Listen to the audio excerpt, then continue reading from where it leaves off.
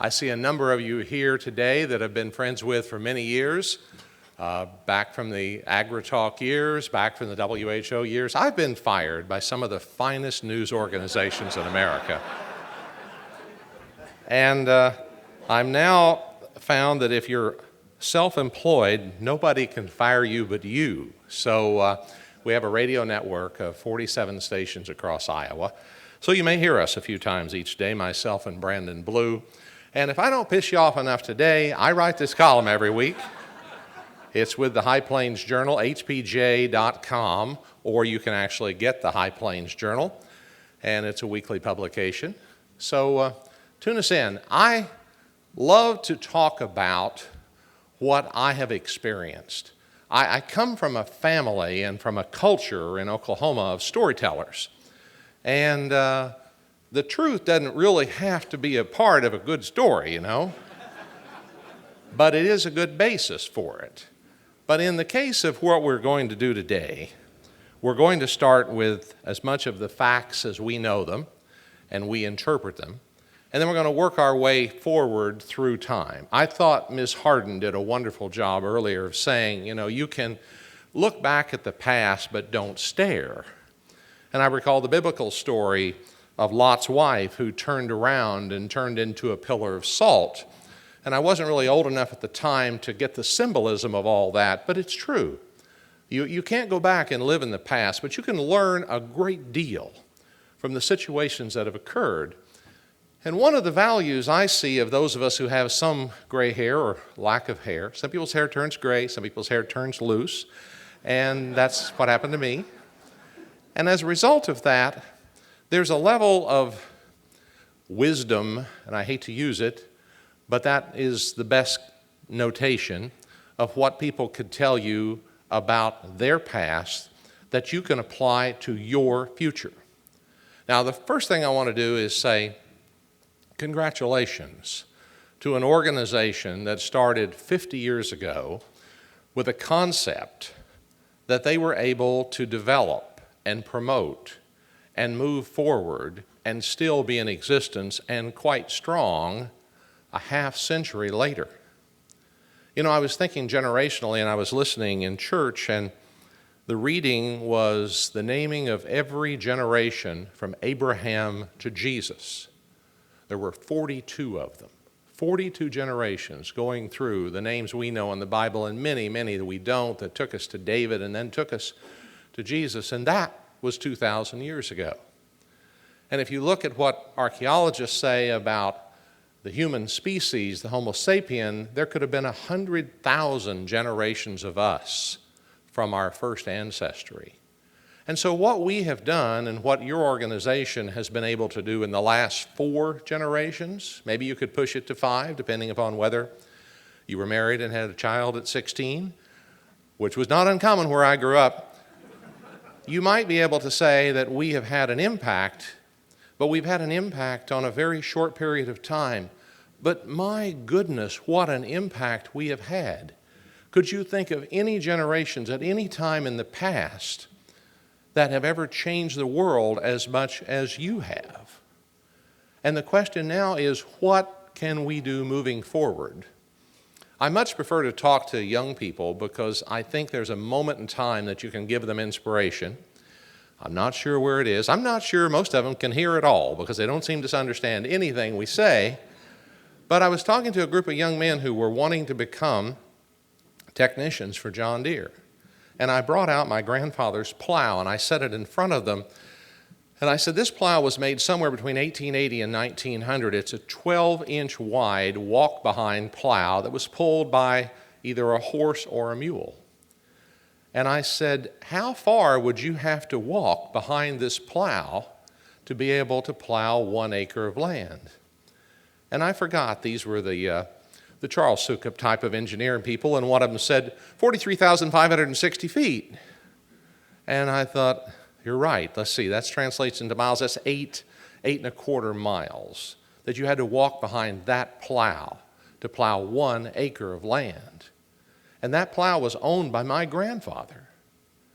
Now you look at how far we've come from when that plow was invented to today.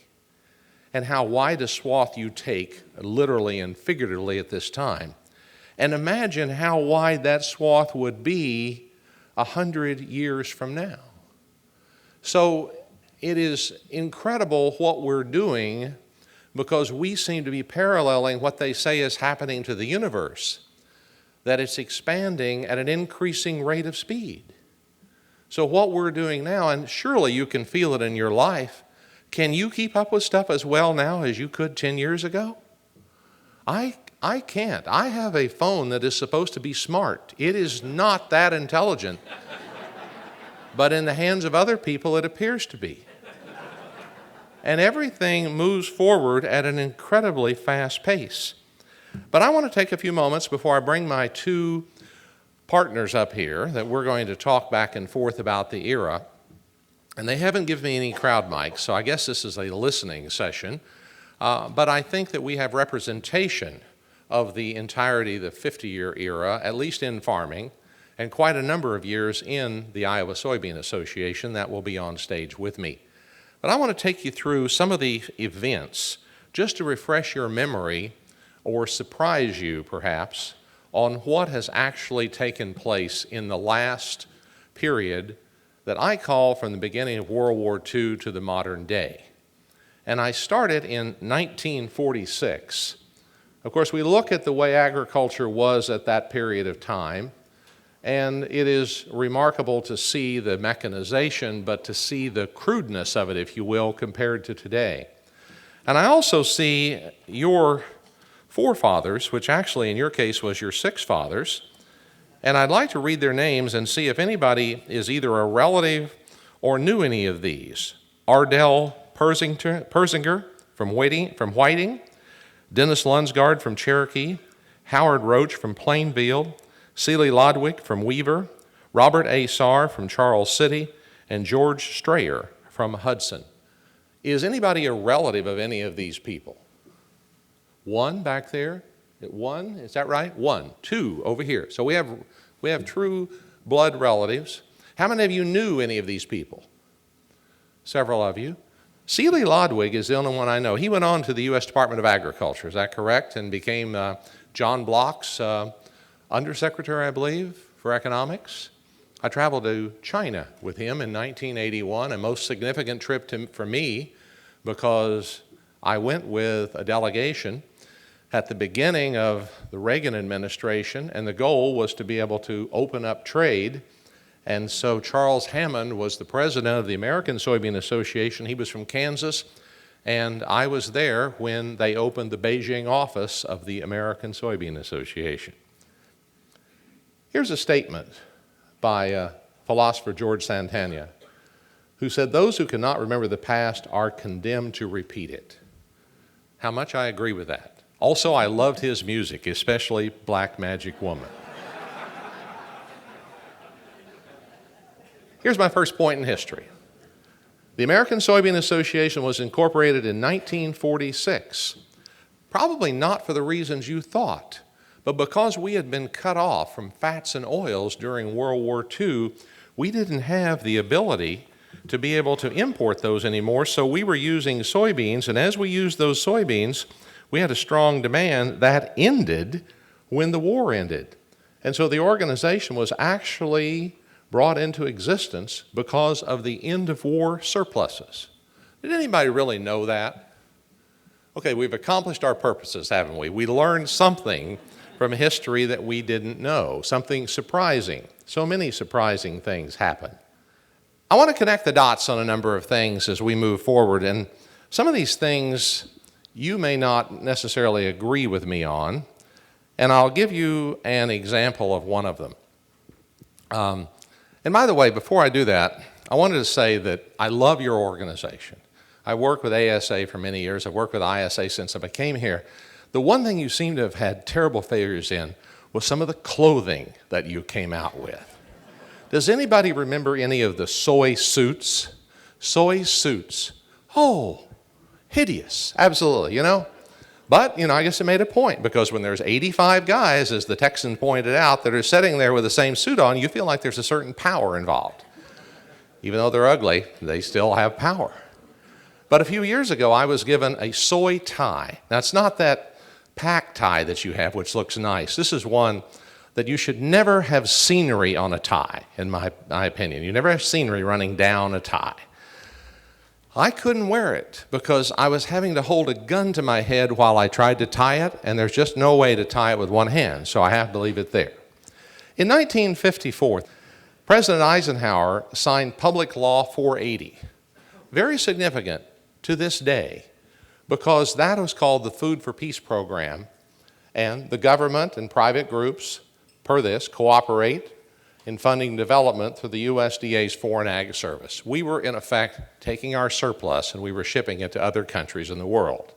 We're jumping a long ways, but I'll make this jump. In 1964, the U.S. entered the Vietnam War, and in 1964, the Iowa Soybean Association was established. Let us hope that there's no other parallels between these two besides this. But 50 years ago, we got into Vietnam. Vietnam took its toll on us. How many of you were of draft age during the Vietnam War? Quite a few of you. And how many of you served during the war? And how many of you went to Canada during the war? Okay, none. Good. You cannot be a member if you went to Canada during the Vietnam War. But it was a very politically and socially hot time. And your organization formed for the right reasons because you saw that you had the potential for a crop that you could grow in greater abundance. You could learn how to grow it better. And so you began your organization in 1964. In 1968, this is significant, they developed the GIS, Geographic Information Systems. Keep in mind, some of these things, when they're developed, very few people really figure out there's going to be anything that comes from them, but that turned into global positioning, and it began to appear on the market in the 1980s and the 1990s, and GPS and all the derivatives thereof are a major force in agriculture today. In 1970, the Environmental Protection Agency was established. It is an agency that maybe has yet to truly reach its zenith unless Republicans in 2015 have their way. 1972, President Nixon went to China. I remember that. I remember President Nixon and Mao Zedong, and there was film. Of course, it wasn't live. I do not believe it was live at the time. Of course, we had Neil Armstrong live in 1969 walking on the moon, so it well could have been. But China was about as far away as the moon at that time. He walked on the wall with near Beijing with Mao Zedong. In 1972, the first pioneers started to be able to transfer DNA from one strand to another. GMOs basically had their part there. And one of the most significant things, and surely your family has talked about this through the years, was in 1972, our archenemy, the Soviet Union, came to us and wanted to buy grain, and we actually loaned them money to buy grain from us, and it began what I call the modern era of American agriculture. Aaron Putsey and I had talked about this, of how you break this up into segments. Well, this is my first break. 1972, in my view, is the beginning of the modern era of agriculture. In 1974, Roundup came out. And if you think Roundup was expensive, back 10 years ago, it was almost liquid gold in the 1970s. You could hardly afford to use it for anything, but boy, did it work. And it was a non-selective herbicide, killed from the bottom up. It had tremendous efficacy and was the beginning of the modern generation of herbicides. But it took until 1974 until, we'll show the year in a moment, to be able to truly make a difference. In 1975, the Market Development Foundation of the American Soybean Association was created, and that was the beginning to be able to start taking checkoff funds and have market development programs, because we saw in 72 and the spike in prices, this tremendous upturn that could occur if the situation fell into place. In 1977, the American agriculture movement was formed in Springfield, Colorado, there is a theory that all the major farm organizations formed as protest organizations along a line that included the Farmers Union, American Agriculture Movement, and I've lost the name of the third one because it was the area that had the highest freight rates and the worst weather in our agricultural area of the country. And Sterling, Colorado, and eastern Colorado falls along that line. So that organization formed in what we look back and think was the good times. But what that organization was showing was the great amount of unrest because of the great amount of debt that was forming in American agriculture. In 1979, we had a seminal event. Because of the Soviet invasion of Afghanistan, President Jimmy Carter imposed an embargo on the Soviet Union. Probably for those of you in farming at that time, it was as significant an announcement as the bombing of Pearl Harbor had been to your family, because it was a huge change in our mindset that the President of the United States would, because of political action, impose an embargo like this, and no one really knew what was going to happen. He also said we need to take that excess grain and turn it into biofuel and not have so much dependence on foreign oil. And that can be said to be the beginning of the modern era of biofuel production. And then moving forward, we hit the wall. I can't really define a date, but when we had the 1970s turn into the 1980s, we had runaway inflation stop and high interest rates step in. And so the money that you were borrowing as farmers, that you were paying back as cheaper dollars, suddenly stopped as that level, and you had to pay it back with interest rates that I'm going to let our two panelists tell you what those were at that point. You've never experienced them if you started farming after that period. Now, forward from that point, in 1981, the first modern farm bill was passed. The first, really, of the sequence of farm bills, theoretically every 5 years, but even proving that wrong in that period. 1985 was another bellwether of what was going on, that Willie Nelson, primarily leader of this, formed a group, and they had the Farm Aid concert in Champaign, Illinois. Was anybody there? There were trains from Iowa that went over of people who were of the American agriculture mindset. I went as a reporter, and I remember that concert very well. A young senator walking around named Harkin, and a few other people that were quite prominent in that time period, and a lot of stars who didn't just be they weren't just a flash in the pan, they stayed with it. In fact, 26 years later, I presented Willie Nelson, I inducted him into the Agriculture Hall of Fame based in Kansas City for 26 years of calling attention to the problems in agriculture. Monsanto field tests the first transgenic plants in 87 and 88 soybean exports to the Soviet Union increased from 2.5 million to 91 million bushels. So in this next era of agriculture, which I call beginning in 1988, for a number of reasons that really aren't up here, I would call that the current era. The modern era, 72, the current era began in 1988. In 1989, something happened that honestly, we were off guard. We really had no idea it would ever happen, and that was the fall of the Berlin Wall. The Soviets decided under Mikhail Gorbachev that they weren't going to take care of those countries anymore. They were on their own. And in 1989, in November, the wall went down, and those countries became free for the first time since the end of World War II. And it had its problems, to say the least, but it opened up the world, opened up Eastern Europe, which had remained open from that point until just recently with the Crimea issue. That is the first step the other way since that period of time. The American Soybean Association begins their national checkoff to expand promotions into the Soviet Union. 1993, Bill Clinton signed NAFTA. And as Ross Perot said, "You're gonna hear a giant sucking sound."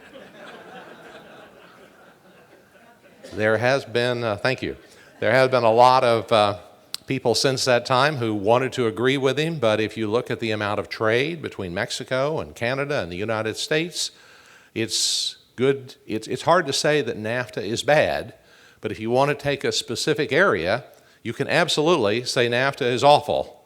So it's a question of whether going for a single point or averaging everything together. 1996, what an incredible time. You got your first Roundup Ready soybeans. Almost no controversy with this. Yeah. We had a tough time getting people to believe that you could no longer brown bag soybeans.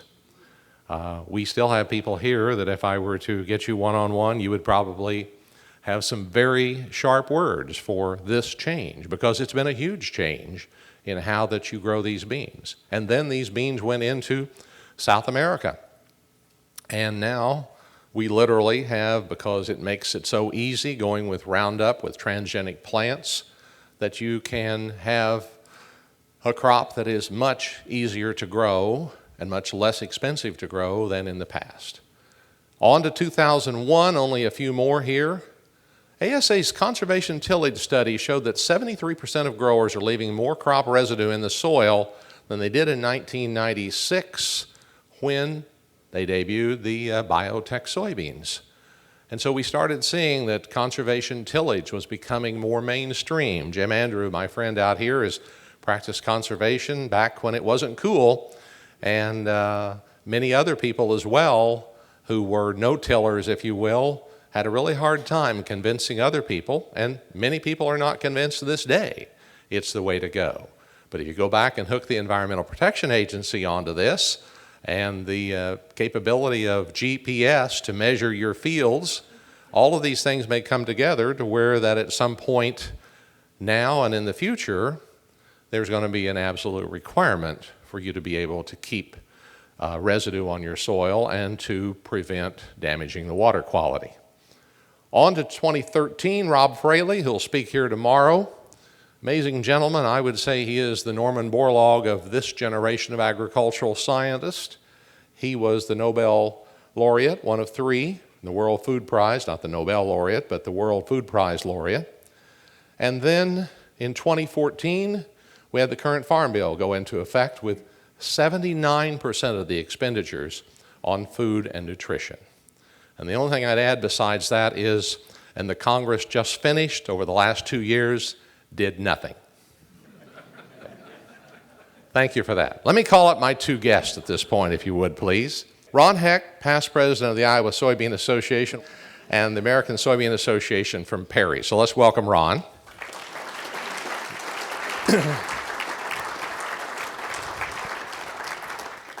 And Ray Gasser, who is the just past president of the Iowa Soybean Association from Corning. Welcome, Ray.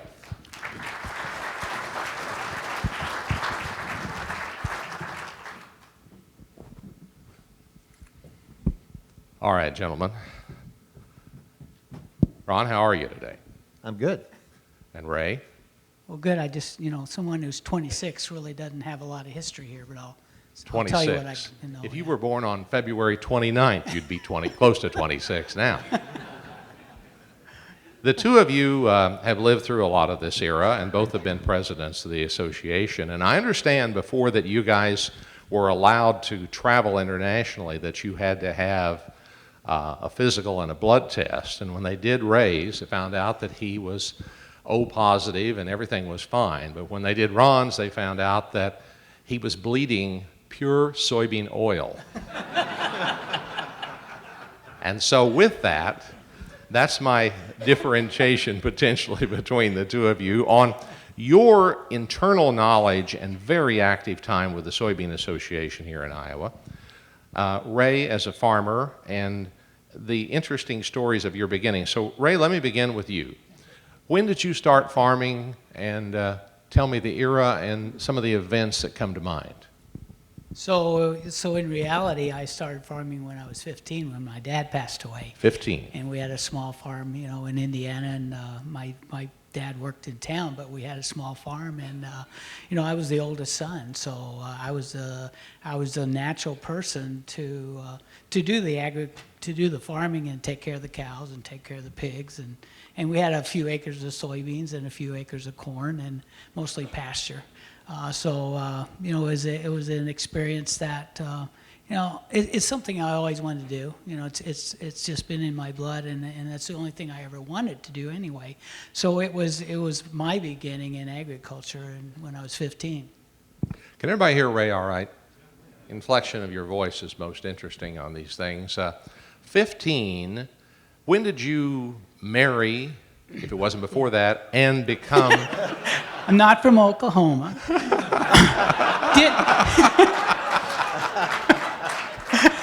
I'm sorry. I know you'll get even with me later. That's okay. It'll all come out in the wash. And become a farmer in Iowa. So grew up in Indiana, and Elaine, she's out here somewhere, and I were married in November of 1977. In 1974, I came to Iowa with some friends to the Farm Progress Show at Webster City.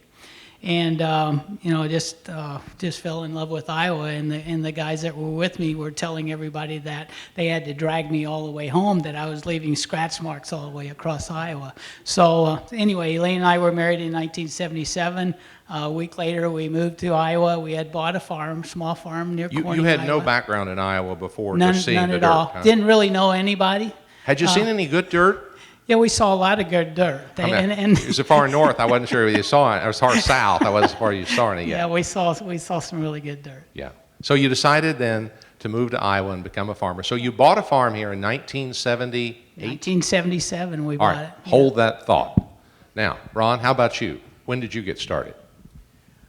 I never wanted to farm when I was young. I went to college, got a degree and went to Chicago for 2 years after that. And one day in April of 73, I woke up one morning and came to my senses and called home. Said, could I come back? And Dad said, what time could you be here? So I moved back to Iowa in 73 and then started farming in 75. So both of you started farming. That's interesting. I just remember We didn't want to hear you. I might have hit my own mute switch, so I'll take the rap for this one. Unless some of you were paying the audio man back there in the back. How was the 1970s? Did you feel it? Could you feel the good times, Ray? Yeah, in the mid 70s, everything, there was a lot of inflation, and we saw lots of ups and downs in prices. But in general, everyone was feeling good because our land values were going up. Every year you bought a new tractor, or if you bought a new piece of equipment, it went up in value the next year. Are we doing that again now? But anyway, there was inflation there, and everyone was optimistic, and, it was good times. Ron, how about you? First reaction? In general, everything was good, but in 77 there was a small drought in central Iowa, and my corn and my soybeans both made 31 bushels per acre. And farmers with crops like Ray were paying list price for machinery. Yeah. It was extremely expensive to operate, and I was totally on borrowed money because it was my third year of farming. So 77 hurt a lot. I lost money that I didn't really have. Did both of you get caught up in the American agriculture movement, or did you know of it as it was forming? I knew of it. We were in Indiana. We were busy with livestock. I worked for a neighbor, and we had dairy and beef cows and sows, and so you didn't have time to think about anything else. So maybe that was good. Well, the AAM was an interesting group, and I'll just describe it from those people who were in some of the marginal areas. They believed that they were the farming class, and they believed that the government had to take care of them, that we couldn't farm without them. And it was almost like Blazing Saddles. Do you recall the scene of that where the sheriff takes himself hostage? it was sort of the same thing as you look back at it. But that is what was taking place. It was a management strike, and they took off for Washington, D.C. Did you know anybody that drove a tractor to Washington? Yeah. There were a lot of people that either drove or hauled the tractor to Washington, and they really caused a huge scene. I'm sure we could spend hours on what they did. And they were there during a snowstorm, and about the only thing they did was go pull people out, which helped. But then one of them at least decided he would drive into the reflecting pool between the Washington Monument and the Lincoln Monument, and that got him a lot of bad press. They egged Secretary Berglund, which was another of the bad things that they did, but they finally they were the first round of people who were really going under. And I recall seeing a tractor in '79, and this guy said, that tractor went to Washington in '77, and I said, well, where's the guy that drove it? He said, I bought it from him at his sale. He was gone. And so we turn into late 70s, and now things are changing rapidly. Now, Ron, you have a different story than others. I don't know how much you want to move into it or how much you want to move into the organization at this point, but we were having pretty good times on selling product around the world, weren't we? Soybeans around the world? Yeah, we were having some success at that, after the devaluation of the dollar in 1971, times were overall pretty good. But interest rates were 10% in the beginning. And then in a year from May of '79 to May of 1980, interest rates went to 20%. 20% interest on what you've got borrowed. And what happened to the value of your machinery, Ray? Yeah, so about 1983 is when we really started seeing the equipment values, tank. Right. 82 was probably the last reasonably good year, or at least before people acknowledged that there was a problem. So yeah, you saw equipment just go lower and lower until about 1986 or 7. I'd like to make a point on this, that for those of you who started farming after that period, it was the worst era since the Depression for people in farming, because by your own volition or by the encouragement of others, you had paid a lot of money, relatively speaking, for everything you had. And you had made good profit for a period of time, and then suddenly everything changed. We can document maybe the grain embargo of 1979 as people started waking up to that, but it was a terrifically bad time. It was not just an economically bad time, it was one that actually tested the fiber and the fabric of rural America. Yeah. Ray, tell us about your memories of the bad times of the 1980s. Don't stare, Yeah. but look back. Yeah, yeah. I don't want to stare. Yeah, we really got along okay until about the fall of 1984, 1985. Our debt was not terrible, but our land values and our equipment values kept going down. And in 1981, we thought we had a reasonable net worth, and by 1985, it was negative.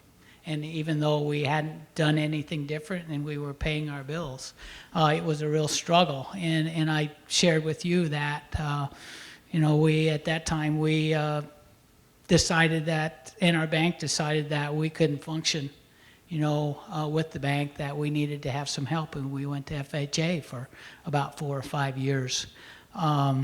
It was humiliating, and it was a struggle. And we budgeted, Elaine and I were, the reason we didn't quit, I guess, is because we were too stubborn, and, we really wanted to farm. And we made it through, but I slept every night with my fist like this for 5 years.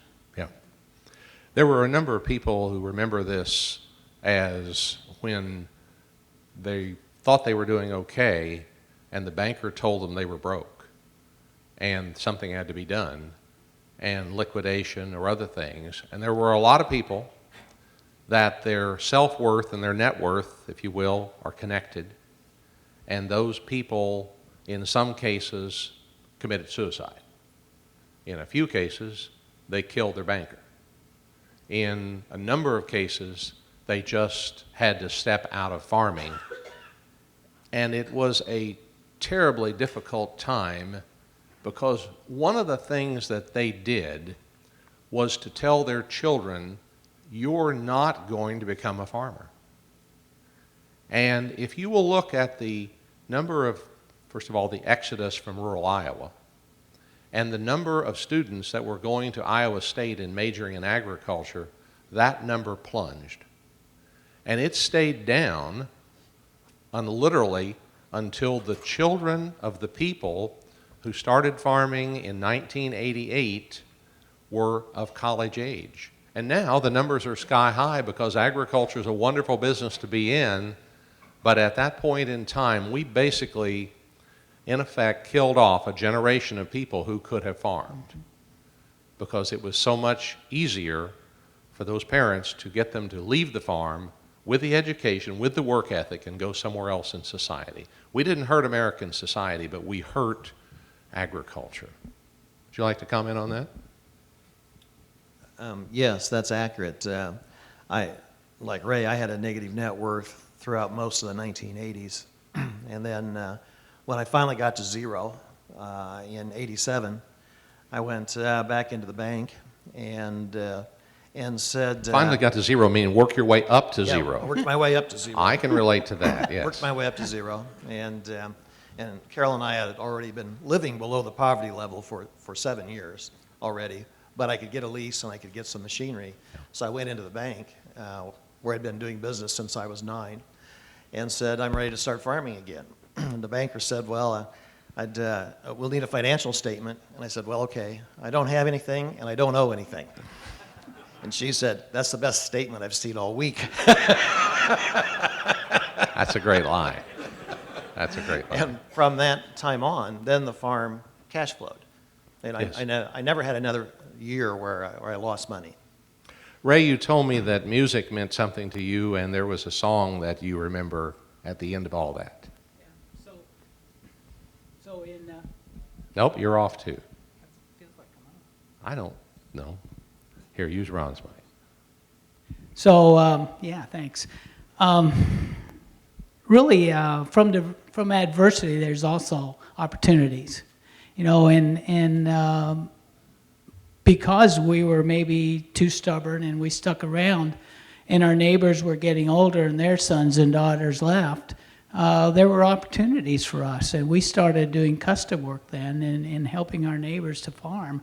And so that was you know, the beginning of us really healing and getting back to zero, like you said, Ron. You know, we paid off all our debts, but in 1989 is when and it bothers me a little. In 1989, I remember in the fall, we had just leased a new John Deere tractor because we had lots to do. And the song came on, I'm Still Standing. Mm. Mm-hmm. Mm-hmm. And that's when I finally acknowledged that Yeah. Yeah. we were going to make it. Well, I don't know if it makes you a better person to have gone through that, but it certainly gives you a challenge to then take the next step forward. And I'll back up 50 years. I grew up with depression-scarred parents that I'll bet many of you did. And they never had any guts. They never had any ability to expand in the 1950s and 60s when they could, because they had lost and they had seen so much deprivation that they simply couldn't do it. So let me ask both of you, how did you have nerve enough after going through that to stay in farming, expand your operation, and move to where you are today? You have my mic? Okay. Yeah. So it was just determination, and it was. I always thought that farming and agriculture was my purpose in life, you know, and so it was the only thing that I wanted to do, and we wanted to be successful at it, and you know, we created relationships, and you know, relationships not only in agriculture and with our family, but in our businesses and in our associations are really what makes us successful. Ron? That was a great answer by Ray. I'd already had my college degree. I'd had the great job in Chicago. I was doing what I wanted to do. And? And so I decided to do it, stay there on the farm and do it. Right. So you had been out, you had come back, and you decided this was the time to stay. And you actually came back in at a time where you weren't carrying any debt from the 1980s as you moved forward after that. Right. But like I said, when I got to zero, I could borrow money. Yeah. So I borrowed And you were brave enough to borrow money. Yes, because that's what I wanted to do. That's why I stayed there and put up with that Right. those years, because that's what I wanted to do. Tell me your activities with the Iowa Soybean Association. When did you start, Ron? When did you start working with ISA? Well, in my family, you're not entirely away from it. We did some work with it in the 70s. I went to some national meetings in the 70s. My dad was president in 83 and 84, I think. So I was one of the country's top membership recruiters during that time. That's where you got that soybean oil in your blood. That helped a lot, talking to neighbors and talking to other farmers, that many of them were upside down on their farms too. But we absolutely positively had to have soybeans succeed as a crop. If we were ever going to be prosperous in agriculture again, there was no other way except through soybeans. So I put efforts into that, knowing that I was going to get back in. And then I think I started being a director in 1990 or 91. Right. Ray? Probably in the late 80s, early 90s, Elaine and I, were we took educational opportunities with the Iowa Soybean Association as they had meetings. They had educational opportunities, the Midwest Soy Conference, and those kind of things. We started going there and really liked the culture. Really liked the opportunity to learn and wanted to try to help make a difference. So it was in the late 80s, early 90s that we became involved. So you were there right at the beginning of Kirk Leeds' tenure here in ISA. And of course, Kirk is totally to credit for the meteoric rise, and everything that has occurred, or I won't get paid at the end of this if I don't say that. But it has been an interesting period. Now we're into a time where I'm just curious, if those of you here, for the benefit of all three of us, when you started farming, okay, when you can give me a point that you think you actually were a full-time, fully committed farmer, who started before 1970? All right, we got a show. How many of you started before 1980? All right. Before 1990. No, it's the same people, okay, but Okay, now this is my question. Hi, Wendy, how are you? I was talking about, did you hear me talking about Iowa State and the enrollment? I was going to add something to that, but I got to wait. I would love for you to. Come up here and add something to that. What about those of you who started farming since 1990? How many of you are here?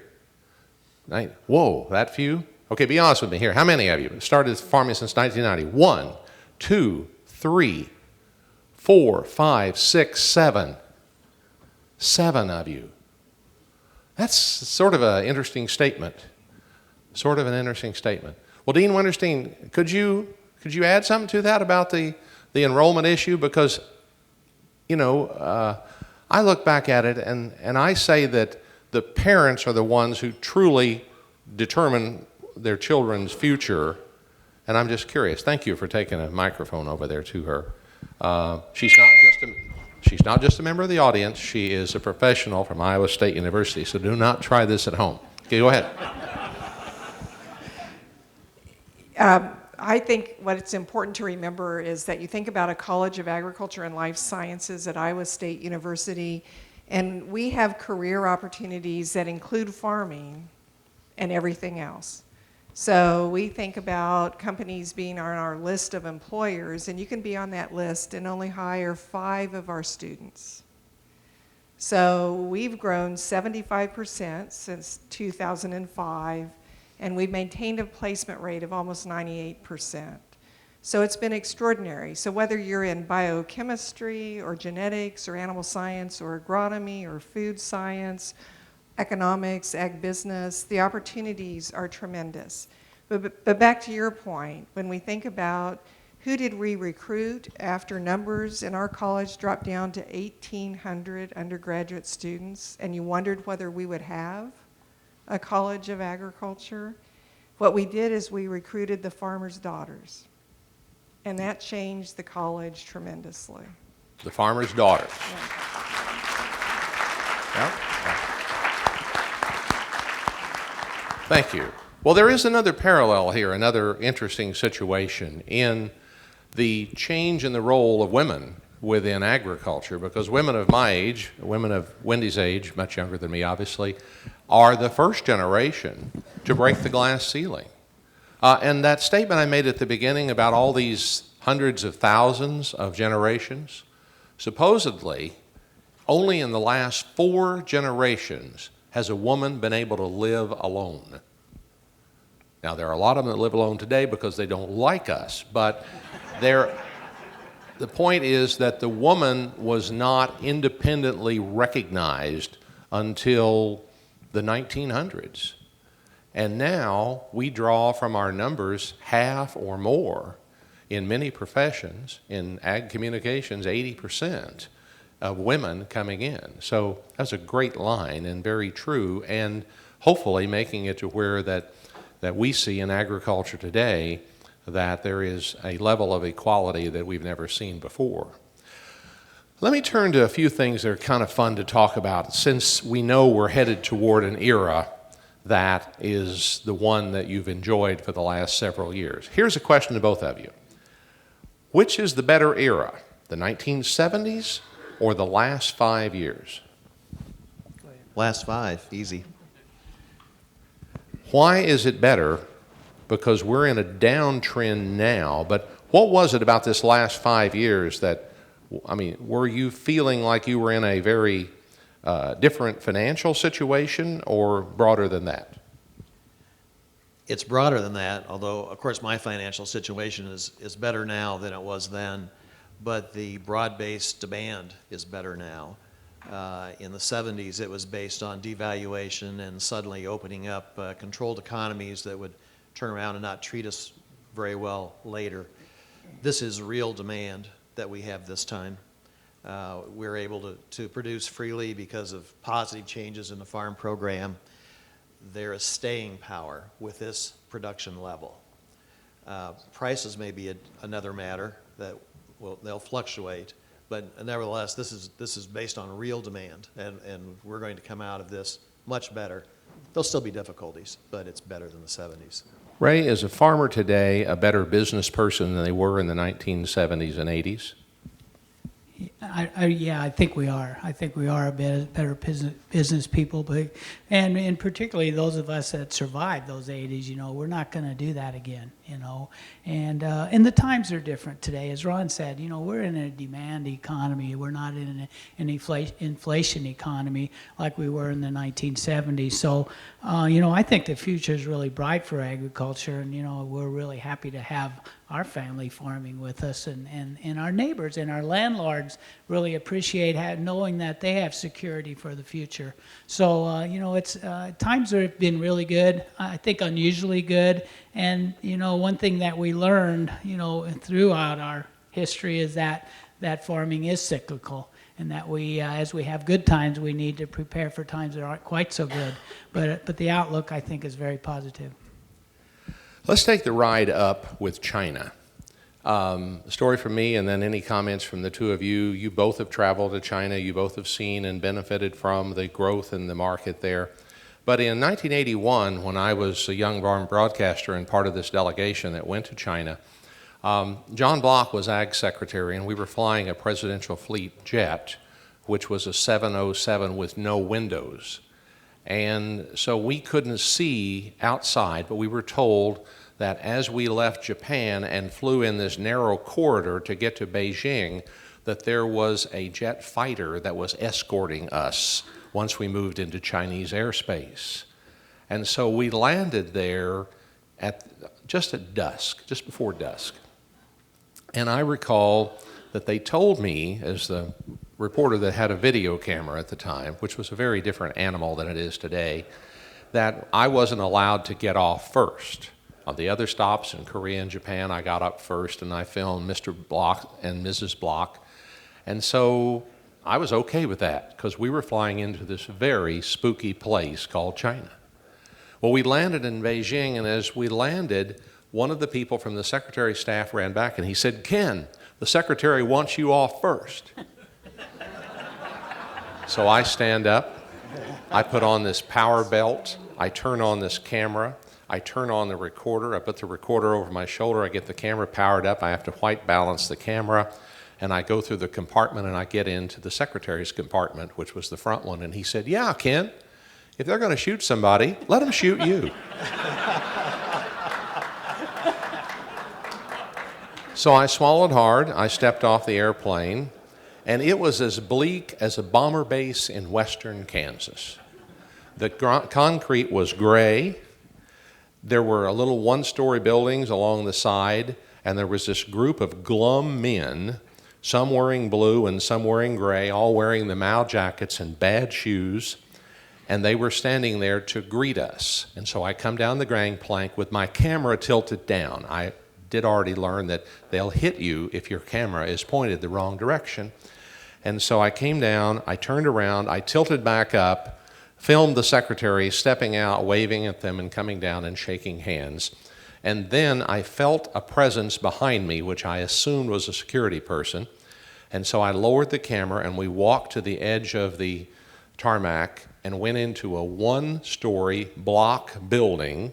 And then from there we were taken on, this was in October, we were taken on to the U.S. Embassy, guarded by Chinese, and then the rest of us were taken to a hotel called the Yangjing, and it was very old, so I referred to it as the Dingy Hotel, and we stayed there during the days we were in China.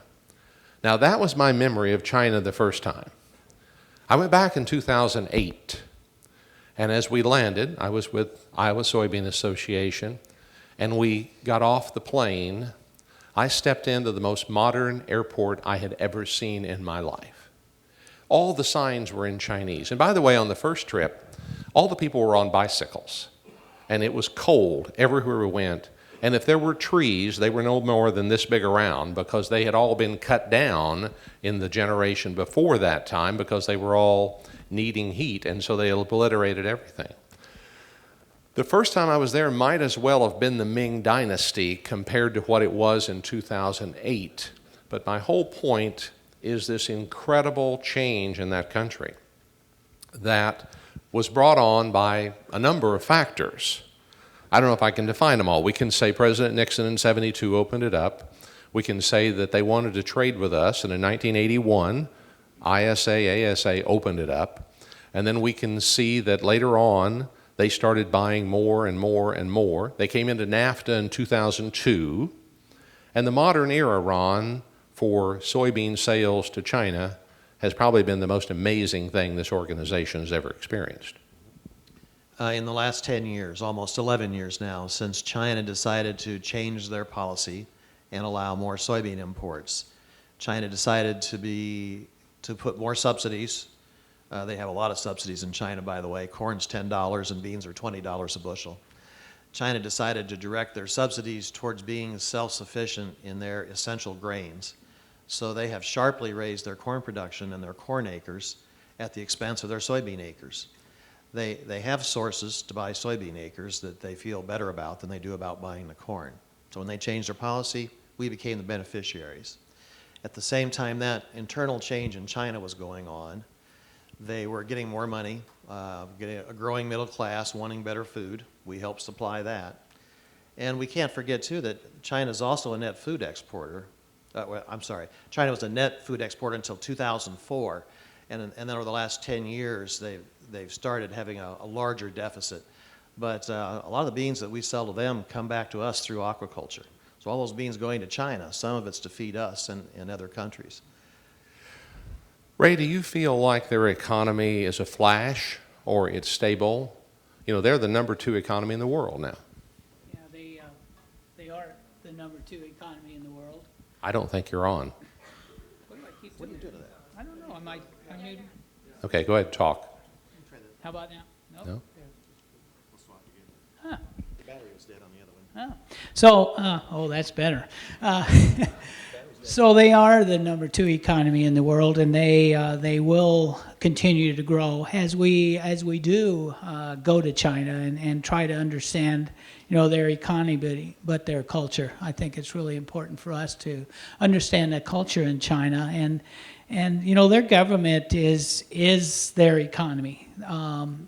As we talk to our representatives there, both ASA representatives and U.S. representatives that are there, they talk about GDP, and much of the GDP recently is building new buildings and building new infrastructure that in some cases isn't being used.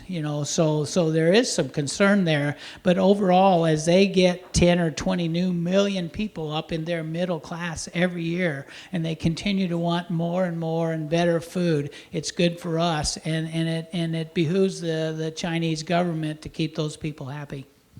I went back in 2013 again with an AGTP trip sponsored, and then ISA, and went with a number of you here. Mark, we had a great time. People have said you're full of crap, but after one day of that trip, you were 11 pounds shorter, weren't you? Yeah. Woo, what a fun time that was. We got food poisoning, okay?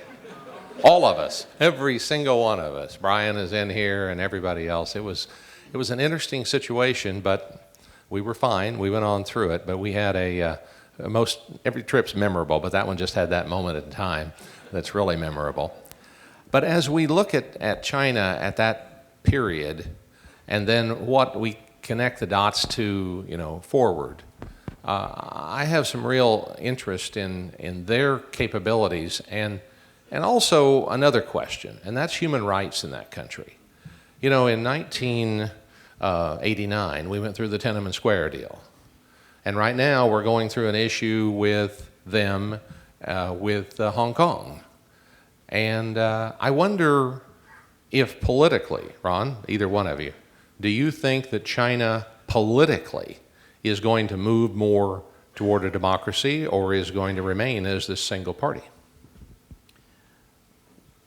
Well, this is an honest answer. China will do what they decide they want to do. That's the way the Chinese are.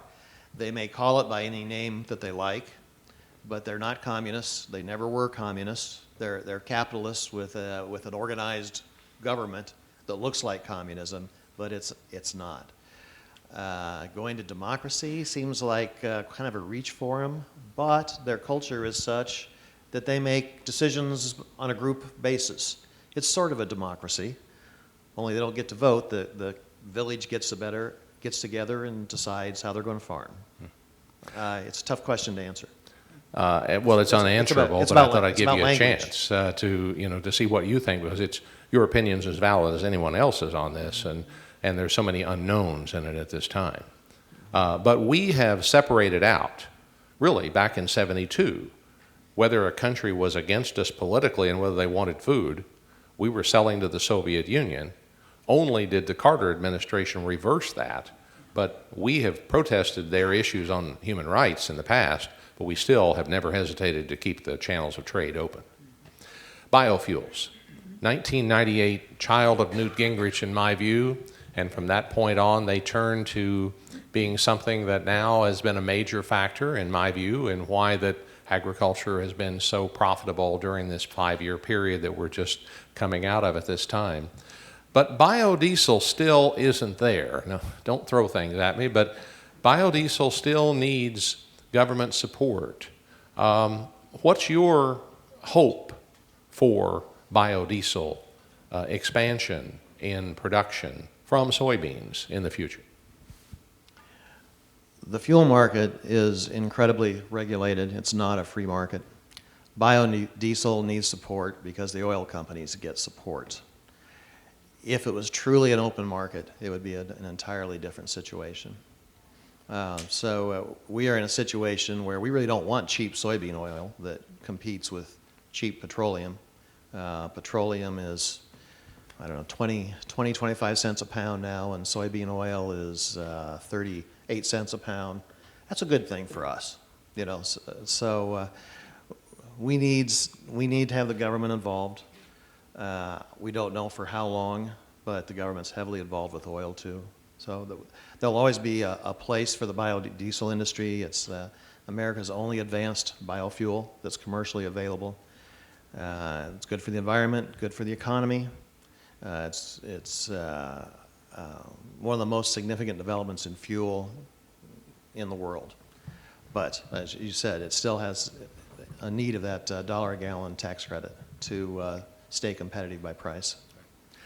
As we close here, I'm going to give you guys a chance to maybe give me some, not necessarily predictions of the future. In fact, not that at all, because we're going to turn it over to Carrie and an entire group to do that a little bit later. But lessons learned from the past that can be applied to the future. And if you want to think about those for a second, let me turn to a few that I think of, and hopefully not steal what you were going to say. But I think the 1980s, 70s, 80s showed us that agriculture can cycle, and it can cycle wildly to the point that you can be on the wrong side of a situation and it will bankrupt you. Along with that, though, has the challenge of not just economics but character. And whether you have, everybody's got the character to become a millionaire and to be able to live well and be benevolent when your pocket is full and your bank account's full and your debtors do not exist. But when it all turns around, your character really is the only thing you have left. And we all know that there were instances in the 1980s when that was violated to the point that we'll never forget that within our community. It's said that people have a lot of things that they do to build up their reputation, and they have to continue doing a lot of things for that, but only one thing you do the opposite side tears down your reputation permanently. And so if we go through, for those of you who are the young farmers who haven't been through this before, or those of you who came through unscathed before, your character is what counts more than anything else for you to be able to survive with your dignity and potentially with your operation. I've heard a lot of stories of that at 1980s period, and some of them are wonderful and inspirational, and others are tragic. And that period can come back again. But also, I see that you have had the capability in this go-go period, if you will, to capitalize on the uptrend and to benefit greatly from it. And now you set at a period where that you could weather a pretty good storm. But really, we have no idea what is coming at this point for you to need to endure. Who wants to go first on what you think we might have learned from this period? So I think what I learned, and I think what many of us learned, is that adversity does create and bring opportunities, and that relationships and trust are what really matter. And I think those are the big things, and we have to stay positive, where it's easy to be positive in the good times, But you have to stay positive and look to the future and be innovative if you want to be competitive in the next generation, because the world doesn't wait for you, and you can't stare at the past, as we heard this morning. Can I tell one last story about you? I called Ray the other day to talk to him about this, and I said, "How's it going?" "Oh, it's going pretty good." I said, "Everything all right?" "Well, no, our shed burned down, a semi burned up in it, and toasted a combine or two." And I said, "Well, you're laughing." He said, "Well, it's better than crying." Ron? Yeah, I know. But I knew Ray was going to give an uplifting message because he's good at that.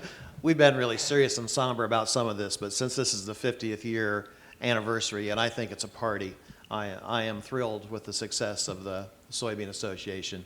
We should remember all that too, that there were dark times for soybeans and soybean farmers, but look at what we've done. We're going to export about 40 million acres of soybeans. There's 23 million acres of corn and soybeans in Iowa. So we're going to export an area twice the size of Iowa.